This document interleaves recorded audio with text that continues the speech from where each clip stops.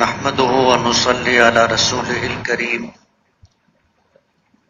اما بعد اعوذ بالله من الشيطان الرجيم يا ايها الذين آمنوا اصبروا وصابروا ورابطوا واتقوا الله لعلكم تفلحون وقال النبي صلى الله عليه وسلم احب الاعمال الى الله ادومها وان قل صدق اللہ العظیم وصدق رسولہ النبی الکریم۔ بزرگان محترم اور عزیز دوستو، ایک وقت تھا ہمیں رمضان المبارک کا انتظار تھا، اور اب ایک وقت یہ ہے کہ رمضان المبارک گزر چکا۔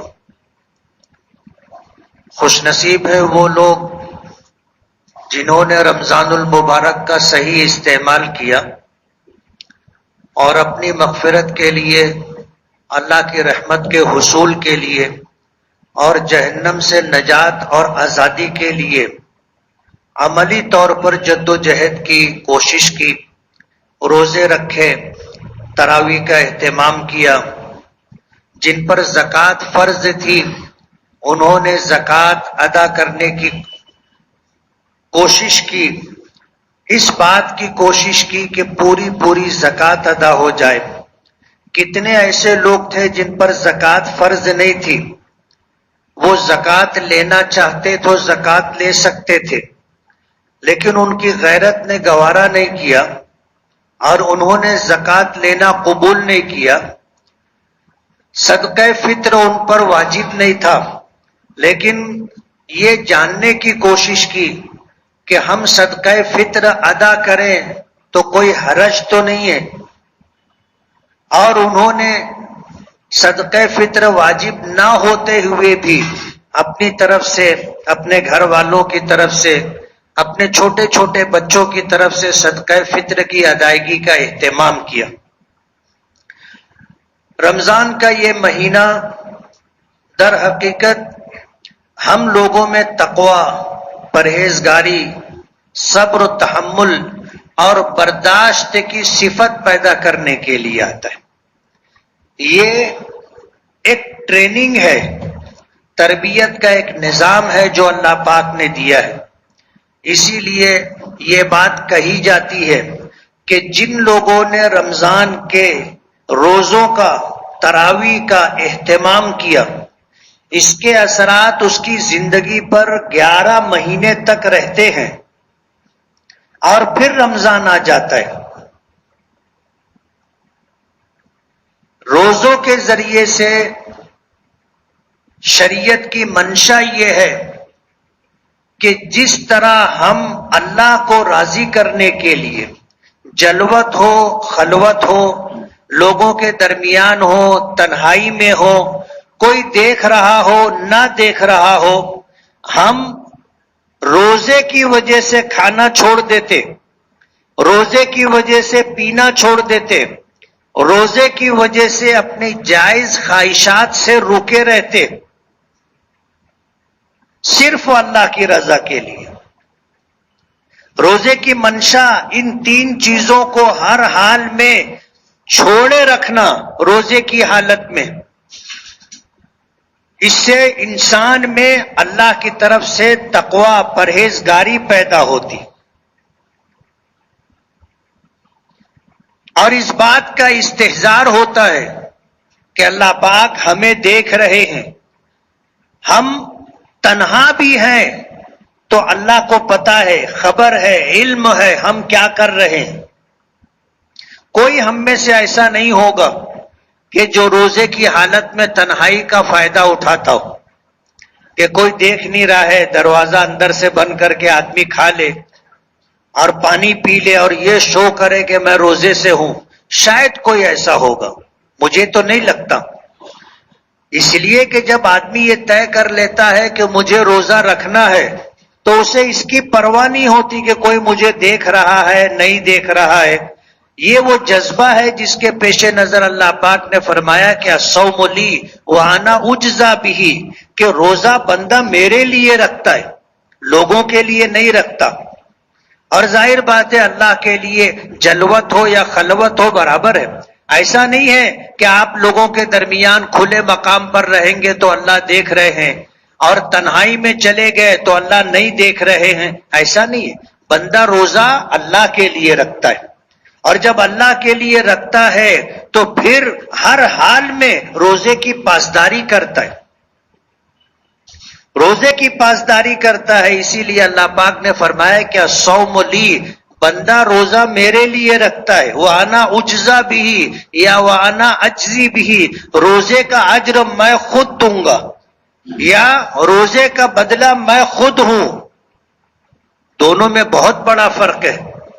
لیکن بہرحال روزہ بندہ اللہ کے لیے رکھتا ہے تو بندے میں تقوی کی صفت پیدا ہوتی ہے، یعنی اللہ کی نافرمانیوں سے بچنے کا جذبہ پیدا ہوتا ہے. یہ تو وہ بات ہے جو قرآن کریم میں ہمیں بتائی. عملی طور پر روزہ رکھنے سے آدمی میں برداشت کی صفت پیدا ہوتی، تحمل پیدا ہوتا ہے کہ نفس کی چاہت کے خلاف اگر حالات سامنے ہو، کوئی بات پیش آ جائے، کوئی معاملہ درپیش ہو تو آدمی برداشت کر لیتا ہے.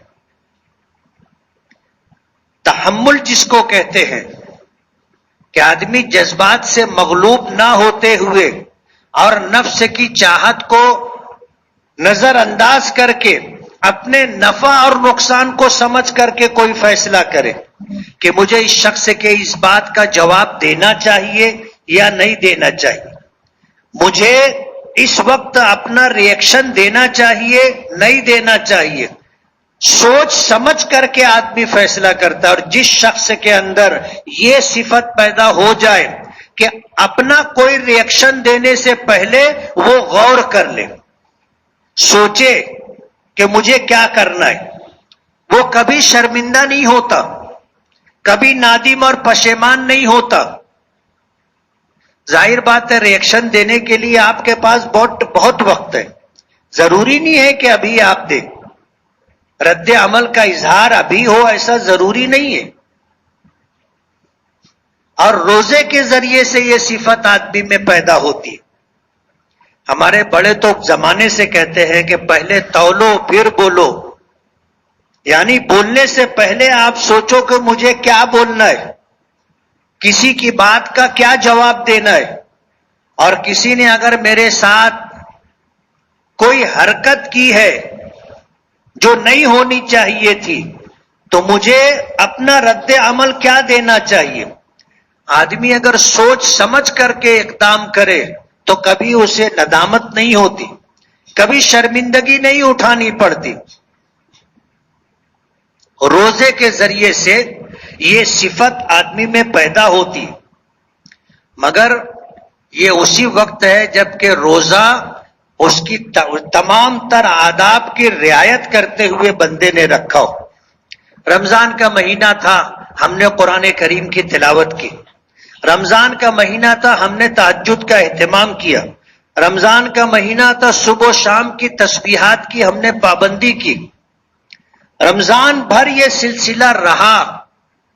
نبی کریم صلی اللہ علیہ وسلم کا ارشاد ہے، ایک صحابی نے پوچھا کہ اللہ کے رسول کون سا عمل اچھا ہے؟ اب ظاہر بات ہے اچھے اعمال کی تو ایک لمبی فہرست ہے، نماز ہے، روزہ ہے، زکوٰۃ ہے، حج ہے، سچ بولنا ہے، فضول کاموں سے اپنے آپ کو بچانا ہے، اللہ کا ذکر کرنا ہے، قرآن کریم کی تلاوت کرنا ہے، چغل خوری سے غیبت سے اپنے آپ کو بچانا ہے. اچھے اعمال تو بہت سارے ہیں. اب اگر اللہ کے رسول صلی اللہ علیہ وسلم سے پوچھا گیا خیر العمل ای العمل خیر، کون سا عمل بہتر ہے، حضور نے جواب دیا، اور وہ جواب آج کی ہماری اس گفتگو کا حاصل ہے، پوری گفتگو کا خلاصہ ہے. حضور نے فرمایا احب الاعمال الی اللہ ادومھا وَإِن قَلَّ، اللہ کے نزدیک سب سے بہتر عمل وہ ہے جو ہمیشہ کیا جائے. سب سے بہتر عمل وہ ہے جو ہمیشہ کیا جائے، وَإِن قَلَّ، چاہے وہ تھوڑا ہی کیوں نہ ہو.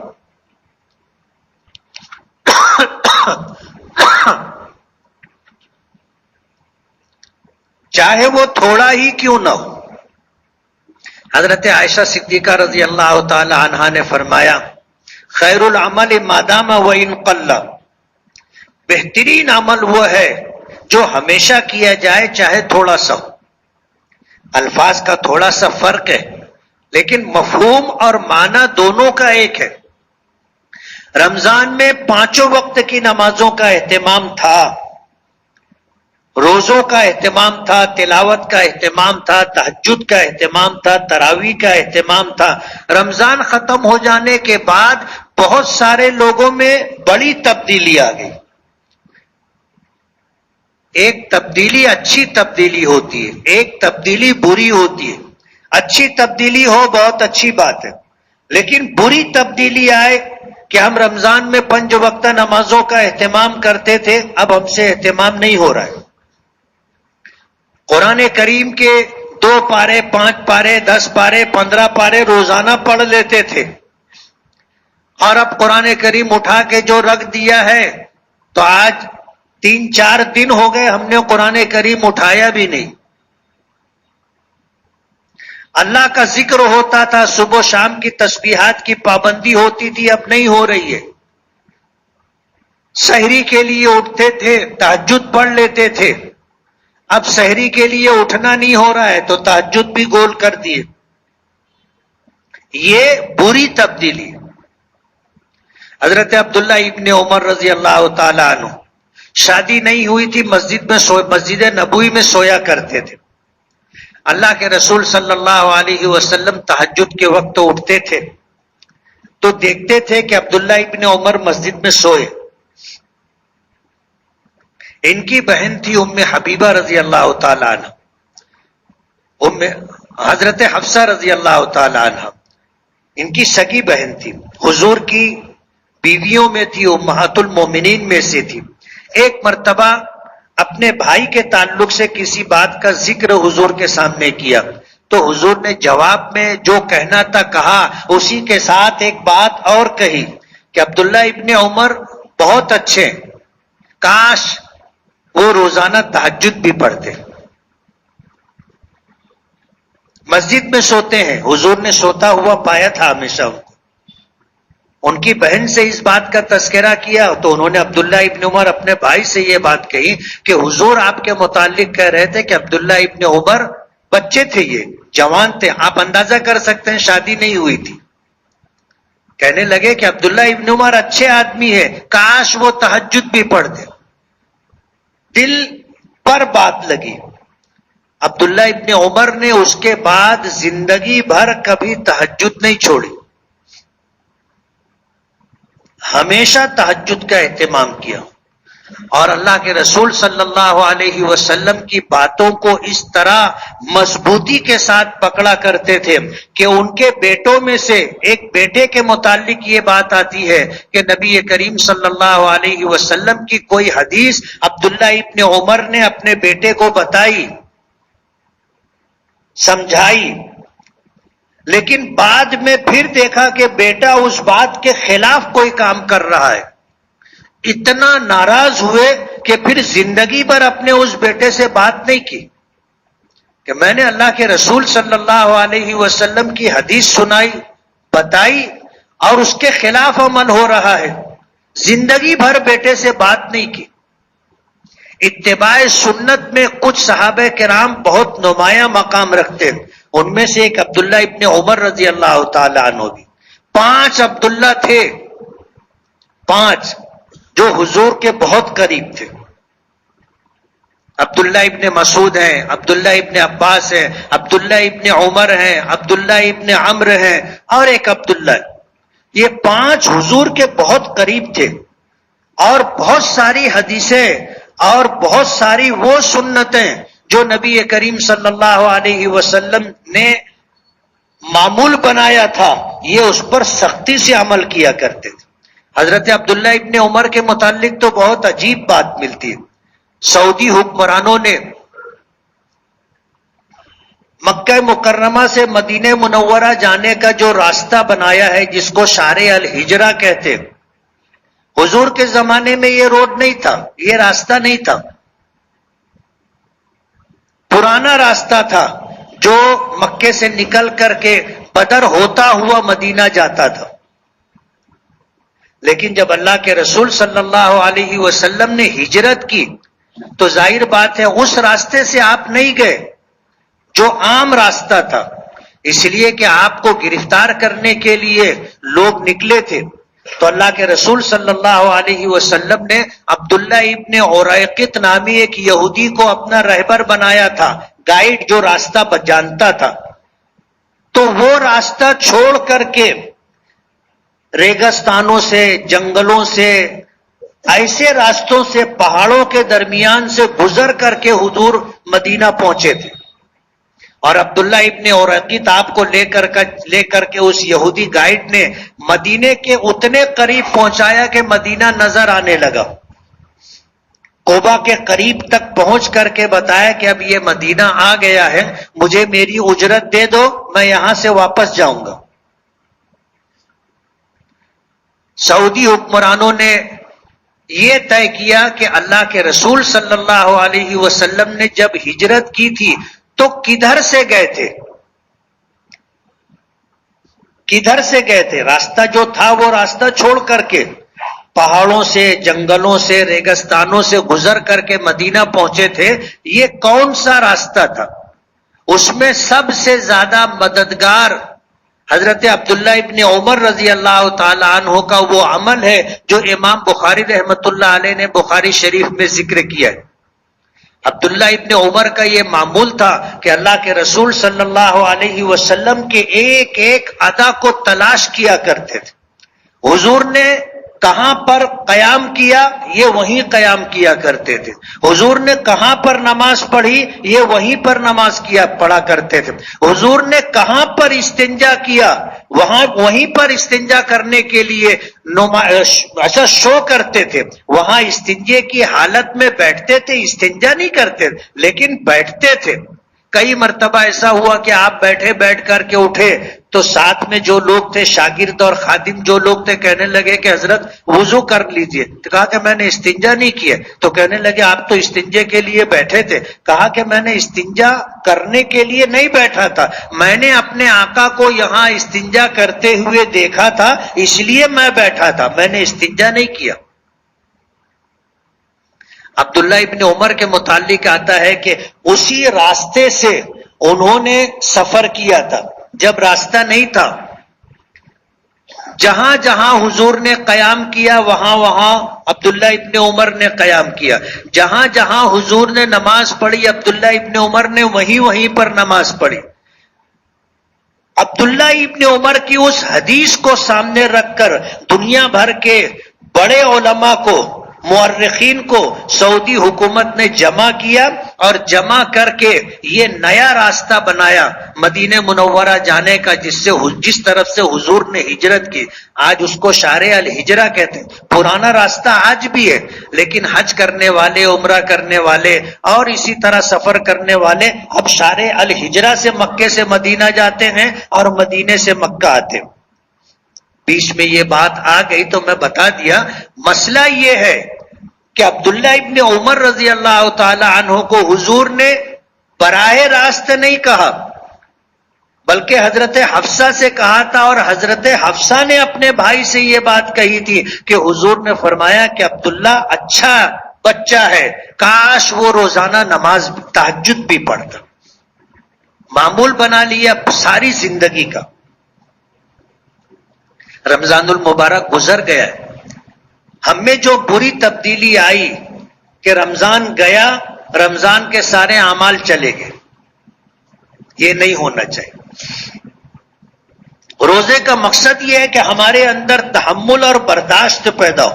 ملک کے حالات بدلتے جا رہے ہیں، اذان کو لے کر کے جو صورتحال بن رہی ہے اور دیگر جو معاملات آج سامنے آ رہے ہیں، کچھ لوگ یہ چاہتے ہیں کہ ہم جذبات میں آ کر کے ٹکراؤ کا راستہ اختیار کریں، جھگڑے کی شکل بنے اور ہندو مسلم فساد ہو۔ ان کی پوری کوشش ہے، لیکن ہمیں ان کی کوششوں کو ناکام کرنا ہے۔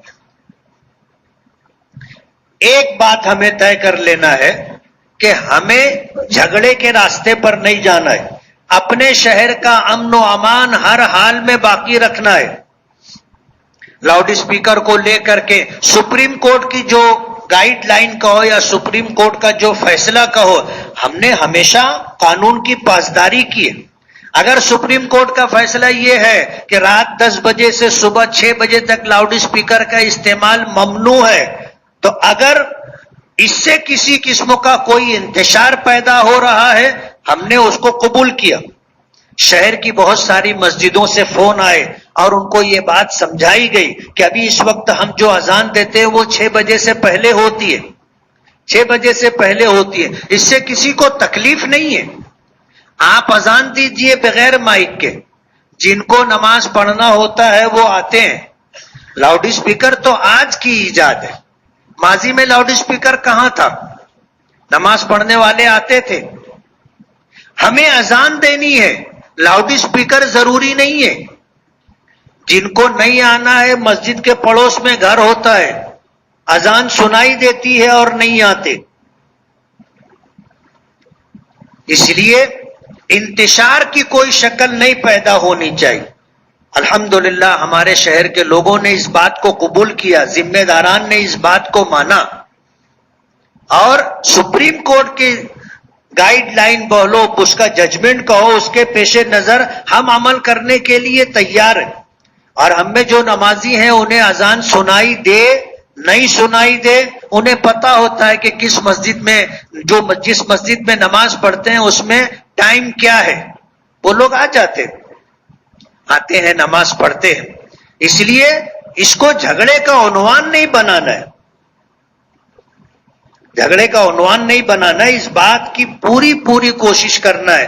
ظاہر بات ہے جھگڑا ہمیشہ محرومی کا سبب بنتا ہے۔ شب قدر کے سلسلے میں حضور نے یہی بات ارشاد فرمائی تھی کہ آپ باہر تشریف لائے لوگوں کو خبر دینے کے لیے کہ شب قدر کب ہے۔ آپ آئے تو 2 لوگوں میں جھگڑا ہو رہا تھا۔ اب جھگڑے کی وجہ سے حضور جو بات بتانا چاہتے تھے وہ بات رہ گئی، یہ جھگڑے کی وجہ سے جھگڑا ختم کرنے کا مرحلہ آ گیا۔ جھگڑا ختم تو ہو گیا، لیکن اللہ پاک نے شب قدر کی تعین اٹھا لی اور حضور سے بھی وہ بات بھلا دی گئی۔ حضور نے فرمایا کہ میں آیا تھا کہ تمہیں شب قدر کی خبر دوں، لیکن فلاں اور فلاں میں جھگڑا ہو رہا تھا جس کی وجہ سے اللہ پاک نے اس بات کو اٹھا لیا۔ اور پھر ایک جملہ ارشاد فرمایا کہ اس کا اٹھا لینا ہی ہمارے لیے بہتر ہوگا، اس لیے اللہ پاک نے یہ اس طرح اٹھا لیا۔ جھگڑا ہمیشہ محرومی کا سبب ہوتا ہے۔ ایک فساد، ایک دنگا کتنے لوگوں کو ان کی زندگی بھر کی کمائی سے محروم کر دیتا ہے۔ دکان جلا دی جاتی ہے، لوٹ لی جاتی ہے، گوڈاؤن میں آگ لگا دی جاتی ہے، اور پھر نہ جانے کتنے لوگ جیلوں کی سلاخوں کے پیچھے چلے جاتے ہیں۔ آپ دیکھو ہندوستان کے اندر مختلف قوموں نے حکومتیں کی، مسلمانوں نے بھی 800 سال تک حکومت کی، 700 سال تک حکومت کی، لیکن کبھی کسی دوسرے مذہب کے ماننے والوں کو مجبور نہیں کیا کہ تم مذہب اسلام قبول کرو، اور کبھی انہیں روکا نہیں کہ تم مندروں میں مت جاؤ، بت پرستی مت کرو۔ ہمارا قرآن کہتا ہے لا اکراہ فی الدین، دین کے بارے میں کوئی زور زبردستی نہیں ہے۔ لکم دینکم ولی دین، تمہارے لیے تمہارا دین، میرے لیے میرا دین۔ دوسری قوموں نے بھی حکومتیں کی، راجے مہاراجے گزرے ہیں، لیکن انہوں نے مسلمانوں کو بھی مجبور نہیں کیا کہ تم اسلام چھوڑ دو اور ہندو دھرم قبول کر لو۔ انگریز آئے، انگریزوں نے ہندوستان آنے کے بعد ڈیوائیڈ اینڈ رول کی پالیسی اختیار کی کہ لڑاؤ اور حکومت کرو۔ جب ہندوستان کے رہنے والوں نے اس بات کو سمجھ لیا کہ یہ لڑاؤ اور حکومت کی پالیسی ہے تو متحد ہو گئے، اور پھر ہندوستان کی تمام قوموں نے مل کر کے انگریزوں کے خلاف جنگ شروع کی اور ملکوں کو آزادی ملی، دیش کو آزادی ملی۔ آج بھی کچھ لوگ ہیں جو چاہتے ہیں کہ لڑاؤ اور حکومت کرو۔ ہمیں اس کے ریئیکشن اور رد عمل میں متحد ہونا ہوگا، اور اللہ کا بہت بڑا احسان ہے کہ ہمارے ہندو بھائیوں میں بھی ایک بہت بڑا طبقہ اس بات کو سمجھ رہا ہے، محسوس کر رہا ہے کہ یہ لڑاؤ اور حکومت کرنے کی پالیسی ہے، بانٹو اور حکومت کرنے کی پالیسی ہے، ہمیں اس میں نہیں پڑنا ہے۔ یوٹیوب پر آپ دیکھو کتنے لوگوں کے، ہندو بھائیوں کے بیانات آ رہے، آج وہ بھی اس بات کو محسوس کر رہے، تو ہمیں بھی متحد ہونا ہے۔ اگر سامنے والے چاہتے ہیں تو ہمیں تو اس سے زیادہ اس بات کو محسوس کرنا چاہیے۔ کوئی ٹکراؤ کی سیاست نہیں ہونی چاہیے، کوئی معاملہ نہیں ہونا چاہیے۔ اذان کو لے کر کے، لاؤڈ اسپیکر کو لے کر کے ہمارے شہر میں کوئی واد، کوئی جھگڑا کھڑا نہیں ہونا چاہیے۔ ایک وقت تھا کہ اذان نہیں تھی لیکن نماز با جماعت ہوتی تھی، لیکن لوگوں کو دقت ہوتی تھی تو حضور نے مشورہ کیا صحابہ کرام سے کہ کیا کرنا چاہیے کہ جماعت کے لیے سب لوگ وقت پر آ جائیں۔ تو الگ مشورے میں الگ الگ بات آئی، میں نے پیچھے ذکر کیا تھا۔ کسی نے کہا کہ گھنٹا بجایا جائے، کسی نے کہا کہ آگ لگائی جائے تاکہ دھواں دیکھ کر لوگ آئیں، کسی نے کہا کہ ناقوس بجایا جائے، کسی نے کہا کہ طبلہ بجایا جائے۔ طرح طرح کی بات ہونے لگی، حضور نے سب کو رد کر دیا کہ گھنٹا بجانا بت پرستوں کا طریقہ ہے، ناقوس بجانا یہودیوں کا طریقہ ہے، آگ مجوسیوں آتش پرستوں کا طریقہ ہے۔ حضور نے انکار کیا اور حضرت بلال سے کہا کہ تم لوگوں میں گھوم کر اعلان کرو، تو وہ گلیوں میں گھوما کرتے تھے اور کہتے تھے کہ الصلاۃ جامعہ، جماعت کا وقت ہو گیا ہے، آؤ۔ پھر عبداللہ ابن زید ابن عبد ربی نے خواب دیکھا، پھر حضرت عمر نے بھی وہی خواب دیکھا، اور وہ یہ کہ حضرت جبرائیل کو دیکھا، وہ انسانی شکل میں تھے، ناقوس لے کر کے جا رہے تھے۔ تو انہوں نے پوچھا کہ بھائی یہ بیچو گے؟ تو خواب میں انہوں نے کہا کہ کیوں، کیا کرو گے خرید کے؟ کہنے لگے ہم نماز کے لیے لوگوں کو اکٹھا کریں گے۔ تو انہوں نے کہا کہ میں تم کو اس سے اچھا طریقہ بتاؤں؟ کہا بتاؤ۔ تو انہوں نے ناقوس رکھ دیا، ایک بلند چھوٹی دیوار کے اوپر چڑھے، کان میں انگلیاں دی اور اذان دی، اللہ اکبر اللہ اکبر اللہ اکبر اللہ، پوری اذان دی۔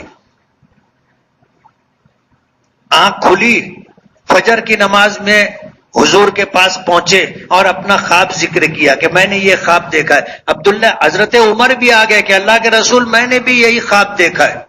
حضور نے اس خواب کی تائید کی اور حضرت بلال کو بلایا اور عبداللہ ابن زید سے کہا کہ تم اذان کے کلمات ان کو بتاؤ۔ عبداللہ حضرت بلال اذان دیں گے، کیوں؟ فَإِنَّهُ عَنْدَ صَوْتًا مِنْكَ، کہ ان کی آواز تمہاری آواز سے بہت زیادہ بلند ہے۔ اور ظاہر بات ہے مقصد یہ ہے لوگوں تک آواز جائے کہ بھائی چلو اب نماز جماعت کا وقت ہو رہا ہے۔ حضرت بلال نے اذان، مائک نہیں تھا، مائک کا استعمال، لاؤڈ اسپیکر کا استعمال ہماری اذان کا یا ہماری شریعت کا حصہ نہیں ہے، یہ ایک ذریعہ ہے لوگوں تک، دور تک آواز پہنچانے کا، آواز بلند کرنے کا ایک طریقہ ہے۔ اب اگر کوئی اس کا غلط استعمال کرنا چاہتا ہے تو ہمیں اس بات کو سمجھنا چاہیے، کوئی مسجدوں سے مائک اتروا نہیں سکتا۔ ہندوستان ایک جمہوری ملک ہے، یہاں پر جو قانون، جو دستور بنایا گیا ہے، دیش کا جو سنویدھان ہے، اس میں تمام مذاہب کے ماننے والے برابر ہیں۔ لاؤڈ اسپیکر کے استعمال کے لیے سپریم کورٹ کا جو فیصلہ ہے وہ پورے ہندوستان میں بسنے والی تمام قوموں کے لیے، تمام مذاہب کے لیے یکساں ہے۔ ایسا نہیں ہے کہ مسجد میں ہی صرف لاؤڈ اسپیکر اتارا جائے گا، قاعدے کی خلاف ورزی ہوگی تو مندروں سے بھی اتارا جائے گا، گردواروں سے بھی اتارا جائے گا، چرچ سے بھی اتارا جائے گا۔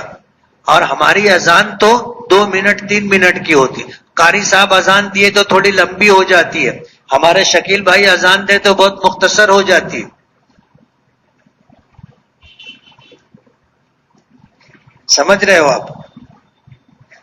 لمبا سانس ہو تو لمبی اذان ہوتی ہے، اور لمبی بھی ہوئی تو 3 منٹ کی ہوتی، ورنہ اذان تو اس سے بھی مختصر ہوتی ہے. لیکن مندروں سے جو کیرتی اور بھجن وغیرہ کے معاملات ہوتے ہیں وہ تو گھنٹوں چلتے ہیں نا. میں بہت پابندی سے جب امامت کرتا تھا، مسجد کے اس پار، ندی کے اس پار مندر ہے، بھجن چلتا رہتا تھا. اگر میں توجہ سے سنتا تو پورا مجھ کو بھی یاد ہو جاتا، اتنا لمبا چلتا تھا، اور روز پابندی سے. ہمارے یہاں تو مؤذن اذان دیتا ہے، مؤذن اذان دیتا ہے، ان کے یہاں تو کیسٹ لگا دیتے نا. فرق ہو گیا. ہمارے یہاں اذان کا کیسٹ نہیں چلے گا، لیکن ان کے یہاں تو کیسٹ لگا دیتے، اور لگانے کے بعد گھنٹوں چلتا رہتا ہے.